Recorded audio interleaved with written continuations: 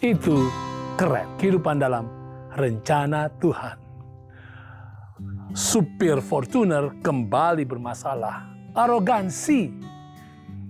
Oleh karena kejadian viral yang berulang kali terjadi, maka baru-baru ini CNN Indonesia menerbitkan pembahasan mengapa supir Pajero Sport banyak yang arogan.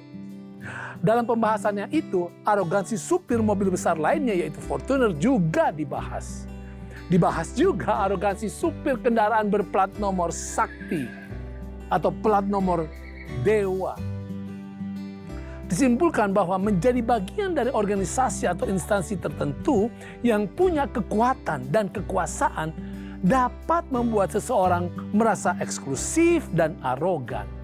Dan membawa properti bermotor, mobil atau motor yang relatif mahal, yang sangat selektif kepemilikannya, juga dapat memicu eksklusivitas yang akhirnya menimbulkan arogansi. Bahkan anarkis.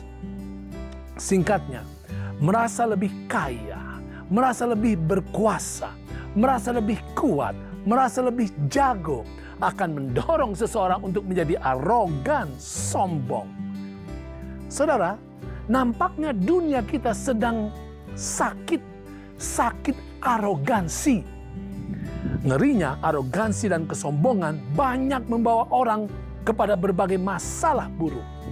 Bahkan sebagian sampai dijebloskan ke penjara. Saudara, bukan hanya beberapa supir mobil gede itu.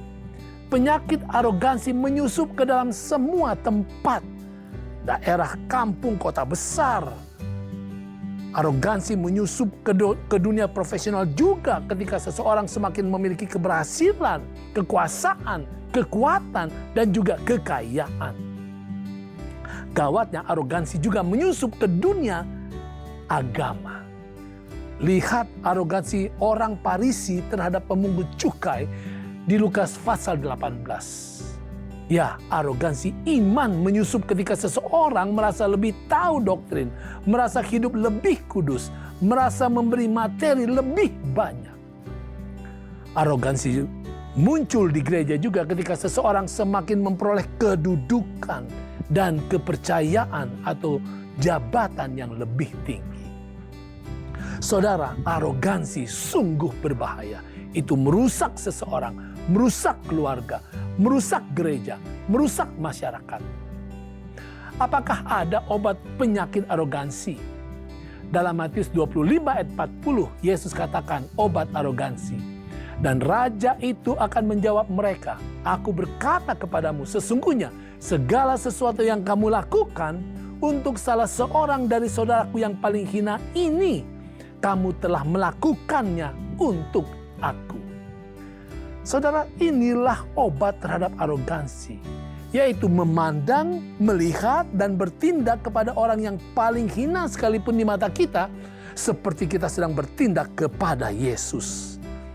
Kata hina dalam bahasa asli Alkitabnya adalah elakisto, yang berasal dari kata elason, artinya small, little, inferior quality, kecil, rendah, kurang berharga.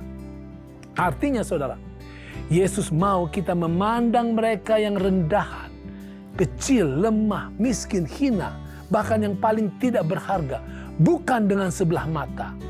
Walau mereka jauh lebih rendah di mata kita, mereka tidak boleh direndahkan.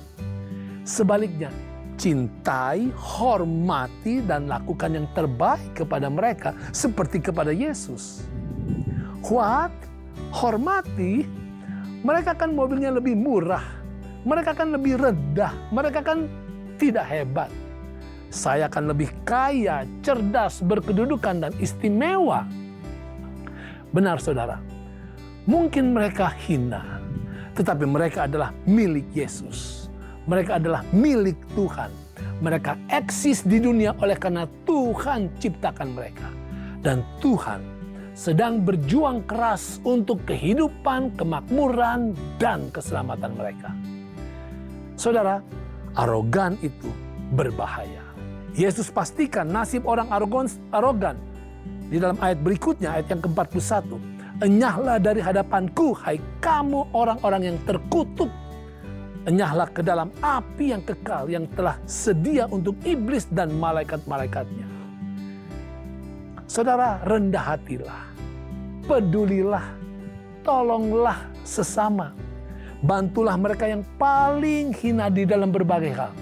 Karena Tuhan membawa mereka ke hadapan kita atau ke dalam jangkauan kita untuk membuktikan kasih dan hormat kita kepada Tuhan.